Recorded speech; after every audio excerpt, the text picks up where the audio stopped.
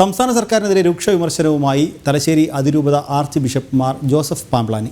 പരിസ്ഥിതി ലോല പ്രദേശങ്ങളുടെ ഭൂപടം തയ്യാറാക്കുന്നതിൽ സംസ്ഥാന സർക്കാരിന് ഗുരുതര വീഴ്ച സംഭവിച്ചു. ജിയോ കോർഡിനേറ്റുകൾ രേഖപ്പെടുത്തിയ ഭൂപടം ജനങ്ങൾക്ക് ലഭ്യമാക്കണം. നടപടി ഇല്ലെങ്കിൽ കത്തോലിക്ക കോൺഗ്രസ് അടക്കമുള്ളവർ പ്രക്ഷോഭത്തിലേക്ക് കടക്കുമെന്നും തലശ്ശേരി ബിഷപ്പ് പറഞ്ഞു. പ്രത്യേക സമിതികളെ ജില്ലാ കളക്ടർമാരുടെ നേതൃത്വത്തിൽ ഏർപ്പെടുത്തിയിരുന്നു. അവർ കൃത്യമായ ഭൂപടങ്ങൾ ജനപ്രതിനിധികളുമായി കൂടിയാലോചിച്ച് നിർണ്ണയിക്കുകയും ചെയ്തതാണ് ജിയോ കോർഡിനേറ്റുകൾ ഉൾപ്പെടെ. ഇപ്പോൾ ആ ഭൂപടം പരിശോധനയ്ക്ക് ലഭ്യമാക്കുന്നതിന് പകരം വുമൻ കമ്മീഷന്റെ കാലത്ത് നിർണ്ണയിക്കപ്പെട്ട ഒരു ഭൂപടമാണ്, അതും സർവേ നമ്പർ മാത്രം ഉൾപ്പെടുന്ന ഒരു ഭൂപടമാണ് ഇപ്പോൾ ലഭ്യമാക്കിയിരിക്കുന്നത്.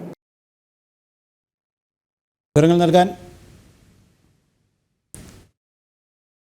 നൽകാൻ ശ്രീജിത്ത് ചേരുന്നുണ്ട്. ശ്രീജിത്ത്, വിവരങ്ങൾ.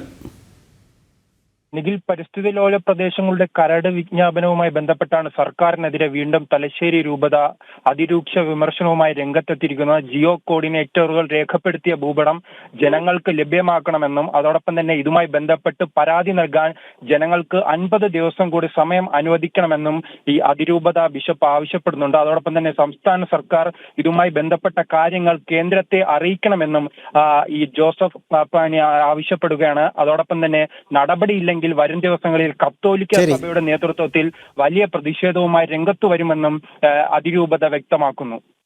സർക്കാരിനെതിരെ രൂക്ഷ വിമർശനവുമായി തലശ്ശേരി അതിരൂപത രംഗത്തെത്തി വിവരങ്ങൾ നൽകുകയായിരുന്നു ശ്രീജിത്ത്.